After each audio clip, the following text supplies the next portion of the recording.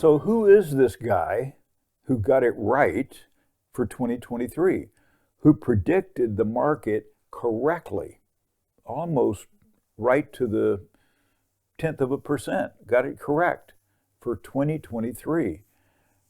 His name is Tom Lee. His company is Fundstrat. You probably never heard of Tom Lee or Fundstrat, but I'm going to show you some information about him and an interview with him. Hi, I'm Ben Reppond. Welcome to my YouTube broadcast. Today is January 2nd of the new year, 2024. So I'm going to begin with this piece. It's an interview that Brian Sullivan at CNBC does with Tom Lee. And I'll just say this, I mean it respectfully. Tom Lee, in my opinion, is a nobody. Now, if you think that's too harsh, I'll admit I'm a nobody. I'm not a big name. I don't work for a big bank and have a big title. Tom Lee also does not, but he is in New York City, and they do bring him on CNBC from time to time. But again, I'll be honest with you, you'll see this, his personality is not very much. He's not a guy you want to listen to for a long time, but he's very smart, apparently. And the reason this was interesting to me, for a couple of reasons. One is the big names, and I played one of them a lot, that's Mike Wilson from Morgan Stanley. The big names got it wrong. They were predicting a hard landing, most of them, from the economy, and a pullback of 10, 15% or more in the stock market as a result of that. It didn't happen. And Mike Wilson, who I have a lot of respect for, he's named Portfolio Manager of the Year by his peers on Wall Street. He had an off year, and I don't know what happened with his portfolio, how much money he lost or didn't make, I don't know. But people like him and other people in the big brokerage firms and the big banks, they got it wrong. And Brian Sullivan just says that. They got it wrong. And this guy, who is a small guy, a little guy in New York City, Tom Lee, he got it right. And so he interviews him, and then Tom Lee explains his rationale of what he used and why he thought what he did and came up with the number that he came up, and he outperformed and he got it right. Now, because they label him as an optimist, maybe a little bit always bullish, it makes me wonder, what about in other markets, maybe 2022, how well did he do then? Maybe he did horribly then because he was thinking the market's going to continue to go up. I don't know what he did, but so I don't want to say that's what he thought. But for the year 2023, he got it right. And then Brian Sullivan goes on to ask him, okay, what about 2024? And he gives his opinion on that, so you'll get his insight on 2024. And it makes sense to me. What he says does make sense. But coming off of a year like this, I would assign some credibility to him. So anyway, I think you'll find it interesting. Brian Sullivan's quite a good interviewer, and so you can listen to him and Tom Lee. So pretty much everyone got it wrong, except for that guy. Fundstrat's Tom Lee, a.k.a. the Oracle of Optimism, a.k.a. the guy who got it right, a.k.a. Tom Lee, not the drummer. He predicted the S&P 500 would end the year at 4,750. That means that if the S&P, folks, falls just a tiny 5 points next week, we got 4 days of trading left in the year, Tom could literally be exactly right. Wouldn't that be something? So let's bring in Tom, who, you can smile. It's kind of the Tom Lee version of a smile, but you got it really right. And the basic question is how? What did you see that all these really nice, by the way, but really highly paid and really wrong strategists at the big houses got it wrong? Hi, Brian. Thanks for that intro. I think there were two things that we were different from the street. The first is we didn't think inflation would take a decade to defeat. I think many were bracing for 10 years of Fed fighting inflation so stocks would get stuck. And the second was because of the inverted yield curve, many were predicting a hard landing in 2023. Our view was that inflation was going to fall like a rock this year, and the Fed therefore could take its foot off the fight, and that economic resilience and the fact that companies were bracing for this storm of hikes actually could avoid a recession. And so I think that kept us optimistic, and that stocks would look like 1982 and rebound to all-time highs very quickly, which it looks like it's happened. So again, not to belittle, but why did you think that inflation was going to drop? Because if that is the basis of your thesis, others also got that wrong. What did you see in the data that made you think, when things were just cooking inflation-wise at the beginning of the year, that they would slow down? Well, Brian, it's a little. What our team did was we rejiggered inflation and identified that 86% of all this rise in core inflation was coming from housing and cars, including the fact that supercore was rising. Almost all that was auto insurance, auto repair, auto leasing. So we realized that this was all just following goods pricing, that car prices were set to fall, and that would pull down inflation. It looks like that's kicking in now. And that housing just needed to get towards a 3 to 4% annualized rate, and that would get you back to where you need to be to get to 2% core inflation. So our view was, it's not about travel and it's not about health insurance. It's really about cars and housing getting back to normal. And that's the trajectory we've been seeing. I think the market's recognizing that view, but we spent most of the last 18 months arguing that view. What are you looking at for next year, Tom? I think it's going to feel like a lot of tailwinds coming together, because we know the Fed is going to be supportive, managing the business cycle instead of fighting inflation. And we've identified reasons for capital spending to pick up next year, including that huge gap between soft and hard data, and that should lead to EPS surprise. And then mortgage rates, we think, could drop towards low fives, maybe even fours next year, and that would be stimulative to the consumer. So to me, it feels like it could be an early cycle year that really benefits financials and small caps. So what I'm going to do, I have a few more clips to play. What I'm going to do is to give you some different views of what prognosticators are saying about what they think is going to happen with the market. The reason I thought Tom Lee was interesting, because he got it right in 2023 when others got it wrong. So that is a good view, I think. The others have different perspectives. I'm searching through the internet. I rely heavily on CNBC, but I'm searching through trying to find different views. What does this person say? That person. Maybe get Mohammed El-Arian or Mike Wilson or somebody on there, or Felix Zulauf. No, I couldn't find very much. Maybe it was a week between Christmas and New Year's, and people weren't coming into the studio, but so all the views I have, including Tom Lee's view, except one, are optimistic. They're all saying things look very good. They say it differently. They may have a different take on it, but they're in the optimistic category, and they give their reasons why, which I think in most cases I agree with. That's actually my view. But the one at the very end is one that has a little bit of negative in it, which again, it made sense to me, not a declining market, but a pullback, when and what causes it. So you'll hear that reason as well. But the reason I'm picking what I'm picking is to give you a different flavor, hopefully from as many views as possible. I would love to have found one or two that thought, it was not going to do well. But I think the evidence is so strong that it will do well, that's where the consensus lies. So this next clip is an interview from Frank Holland, and he's interviewing Tiffany McGee, and you'll hear her view. This was quite interesting. She is very optimistic. She's not only taking the bull case, she goes as far as to say, it's party time. Well, that's dangerous. But okay, party time. And she even refers to the disco ball.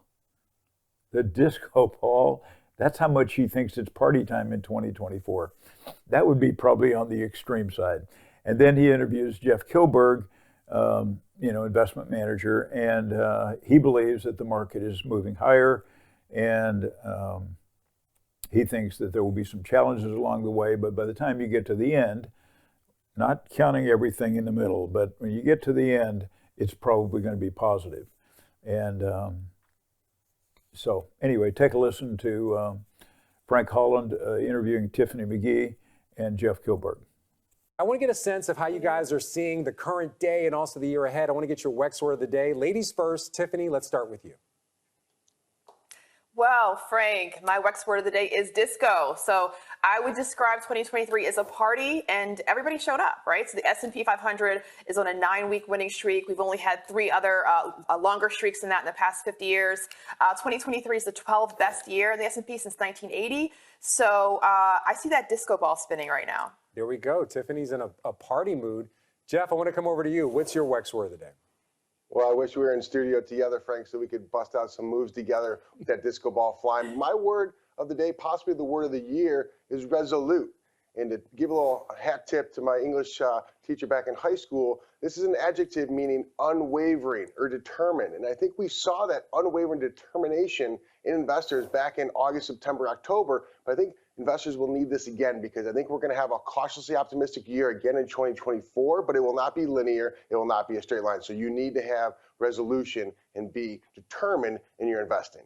All right. So, Jeff, I want to stick with you. Let's look ahead to this day ahead, the last trading day of 2023. 2 numbers to watch once we get to the opening bell. 48.18, that would be a new intraday high for the S&P. Right now, we're actually above that level, but the question is, where do we get to? Actually, we're not. We're at 47.83. I apologize. But 48.18's intraday high, 47.96 would be a record close. Do you think we hit these marks?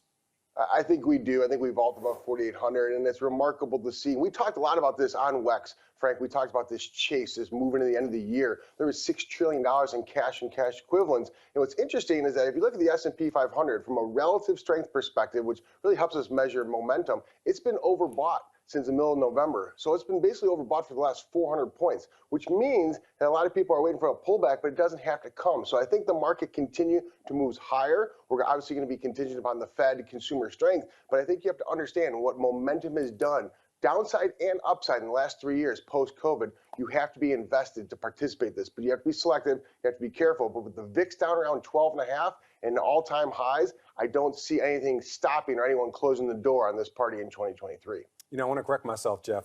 Great points there. I was looking at the market close. That's where the market closed yesterday. Right now, in the futures, we're at 48.35. Obviously, a lot of that. You're good, buddy. You're good. Yeah, a lot of that can change the opening bell. But same question for you, Tiffany, as well. The 2 numbers to watch again: 48.18 for an intraday high, 47.96 for the close. Do you think we reach both? Do we think we reach one? What do you think? I think we've got a good chance at reaching both. And really kind of thinking about, I really do agree with Jeff. I don't see this momentum kind of slowing down as we, on Monday will be the first official day, a trading day of 2024. And while I don't expect 2024 to kind of outpace 2023, I do expect another positive year. We've got lots of support, Fed policy, increased corporate earnings, which we believe is going to happen. And so, we really do really see this party continuing. Now I'm going to show a piece from Scott Wapner is interviewing Joe Terranova. Scott Wapner is a very smart guy. Joe Terranova is highly, highly respected on Wall Street, a very distinguished career. And he's picking not just on the market in general, he's bringing it down to stocks. And he's particularly talking about 2 or 3 stocks inside of the Magnificent Seven, which of course did very well in 2023. They did horribly in 2022. So these are higher risk stocks. But he picks on, the one he thinks is the best, going to be the best, which is Google, and he tells why. He mentions Microsoft, which has made a shift, and he thinks they're going to do very well, but not as well as Google, and he says why. And then Apple, which is, I guess you'd say, the worst of the best. Because of the Magnificent Seven, they have been the laggard, the one that has not done as well, but they still did very well. And he predicts the same thing going forward. So interesting view. I don't deal with stocks. We deal with indexes, and but some people do. And but it's a good view, and it's certainly as focused around AI, the Magnificent Seven, and stocks. certainly a bullish and optimistic view. So take a listen to Scott Wapner and Joe Terranova. Barron's talking about it too, and that's our call. Joe, why Alphabet could be the best bet among Mag 7 stocks in the new year. It's expected to grow as fast as Microsoft, they say, with earnings forecast to be up 15%. That's 3 times as quickly as Apple's 5% growth. The stock trades for just 20 times, a discount, they say, to both Microsoft and Apple's 30 times, and it's gained 50% this year, but the multiple hasn't. Correct. And the cloud business has been defined as being disappointing, witnessing growth of 22%. That cloud business is going to accelerate in 2024. I think it's a very important exercise to think about the Mag 7 and tactically understand where you're actually going to see the outperformance in the upcoming year. I agree with this call when you look at Alphabet relative, certainly to Apple. And by the way, Apple has been the underperformer of the Mag 7 so far year to date. It's up 48%. All right, it's up 48%, but it's the underperformer of the Mag 7. If I look at the 2024, I see Apple underperforming once again. But I like the position that Alphabet is in, as long as you tell me, again, I go back to what I said before, the economy holds in. We don't see the deceleration, because if we see the deceleration, I have to worry about ad spending at that point. Otherwise, ad spending is going to be strong in a year where you have a presidential election and the Olympics. I like what they did in the acknowledgement, at least, of artificial intelligence not being where they wanted it to be relative to Microsoft. And I think Alphabet has the clear potential to be a leader in the Mag 7. And lastly, the last several years, they've been buying back stock. They're actually implementing the Apple and Microsoft strategy. If they continue to do that, I think this is an obvious name that you want to continue to own as a core holding. Weiss, you own it as well. And Barron's is not naive to the fact that, they suggest the company was caught off guard by Microsoft related to AI, but that it quickly regrouped. Mm-hmm. And if there wasn't the perception that they were still going to be a player and a major one, the stock wouldn't have done what it has for this year too, which is no slouch either. It's right up there with Microsoft. On a day, by the way, where there's reports and we're talking about OpenAI having a valuation of $100 billion. Yeah. So now this video clip is of Morgan Brennan and Tanaya McKeel. Now, Tanaya McKeel works for CNBC, but she works inside of the crypto world. It's called Crypto World inside of CNBC. So they're kind of segmenting that so that they can isolate the expertise around crypto and in particular Bitcoin. And so she talks about now crypto has had a very good run this year. She talks about that. And she talks about, what Kathy Wood at ARK Technology Funds, ARK Innovation Funds, what she's been doing, and that's interesting. But there are 2 big drivers coming up this year that she believes will, carry Bitcoin higher and probably all of crypto. And that is the halving. If you follow crypto, you understand halving, which is going to happen on April 24th. And that's expected to be a boost for the crypto world. And then secondly, they are coming out with an ETF, which tracks the spot price or the actual price of Bitcoin. It's basically a Bitcoin ETF. And so there are others that track it today, but they more simulate it. They aren't exactly an ETF. So that's expected to come out in January. So that will probably attract institutional investors into Bitcoin, which is bringing in bigger amounts of money. So for all of those reasons, and also interest rates are dropping and inflation is dropping, which has historically been good for Bitcoin. So probably you put it all together, and I think she's right. Probably it's going to be a good year for Bitcoin. So don't want to make predictions, but I'll let Tanaya McKeel make those statements in her interview with Morgan Brennan. And she does it carefully. And she does also point out that if there is a pullback, she said there could be, because right now it's so oversold, overbought. It's in kind of nosebleed territory. So if there is a pullback, she even mentions a number, 32,000, that it could come from where it is now down to as low as 32,000. That's an opinion, so I don't know if that's true or not. But it's a good insight. I think it's an educated view of where Bitcoin is going, at least this year. So take a listen to Morgan Brennan and Tanaya McKeel. Today, it's great to have you here on set. Nice to be here. Thanks, Morgan. So I guess let's start with the positioning we've seen from Wood and whether we're seeing similar types of positioning or at least anticipation of a spot Bitcoin ETF from investors ahead of what could be, as soon as next month, an approval. Yeah, it's getting really interesting heading into January 10th, which is the deadline, at least for ARK's application with 21 shares. So the SEC by then needs to either reject or approve it. I spoke with Kathy Wood just a couple days ago for Crypto World about this because that actually was the remainder of the GBTC shares in that fund, and she has been offloading for several weeks. So she told me, she was pretty plain about this. She said this is plain portfolio management.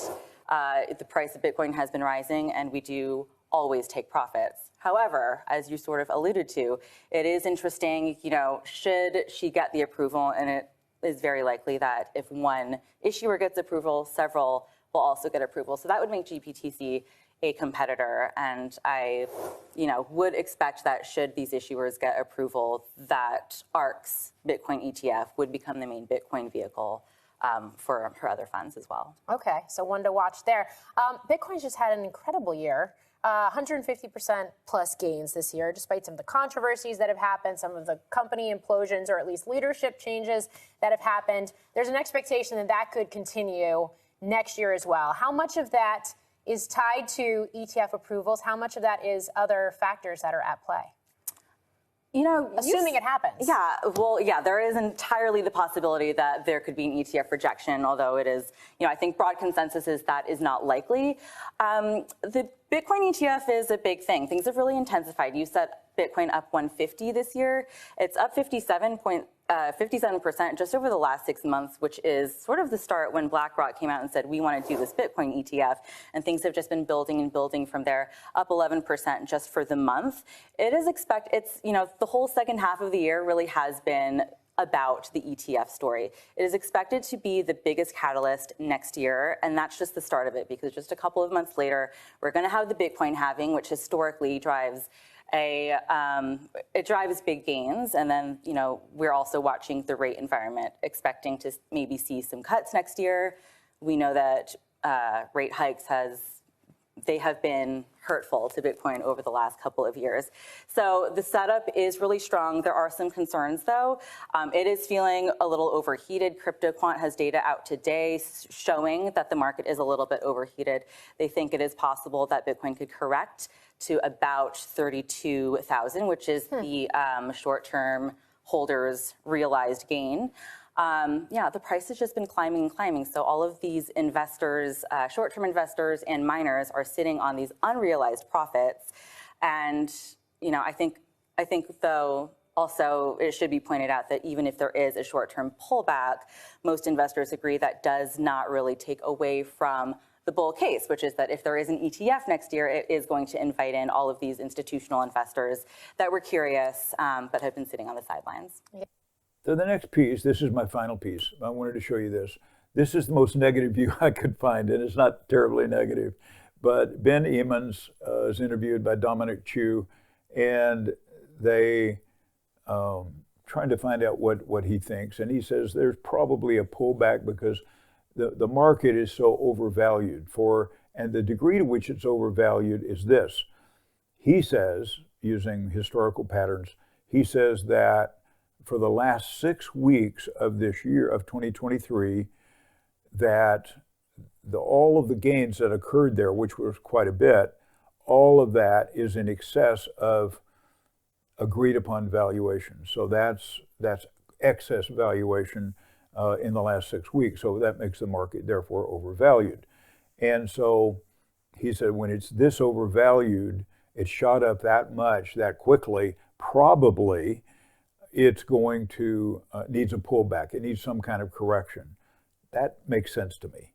And he said he believes maybe in the first quarter, I don't know if it's January, but sometime there needs to be some kind of a pullback. I don't think that means a crash, collapse, a negative year, anything like that. I think it's literally, he's referring to just a pullback, and that's as negative as I could find. So probably I'm inferring from what he's saying that probably the rest of the year is going to be in line with what others are saying, probably a positive year. So anyway, taking a listen to this to give you a slightly different view on it. Our next guest is out with a new note today saying that the markets could kick off 2024 with a short-term pullback. Let's bring in New Edge Wealth's Ben Emmons, a guy who casts an eye on macro all the time. Ben, you heard the conversation on the desk. I wonder what you think about that overall big picture for the global economy. Is it supportive, and why do you think we're due for a pullback? Yeah, I would be with more the others about this pullback. There's several signs, I think, for the short term. If you look at the RSI indicator, the S&P, the NASDAQ, and the Russell are all overbought on that indicator, but they mostly are overbought as much as they were overbought during the 2020-21, let's say bubble moment, and they even is overbought for a longer period of time. I think it's almost like a month and a half now, so that's quite stretched. And if you then take the story to interest rates that we're just discussing, the market, the bond market, in my calculations, probably priced more like 75 basis points of excess rate cuts. It almost looks like the bond market is priced for this perfect scenario of a second Fed pivot to faster, deeper cuts. I think that's the tension as we're getting into the new year. We have a packed agenda of big data. The economy shows some sign of acceleration. GDP now went from 1.25% to 2.25% over the last sort of 4 weeks. So there's some sort of acceleration going on. So I think interest rates are primed to pick up a little bit from here and then take back that overbought condition on the equity indices. Okay, that's what I've got for the beginning of 2024. I hope that you are doing well. I hope you have a very good health for this year, that you have good relations with your family, and that you are certainly prosperous with your investing. Happy 2024.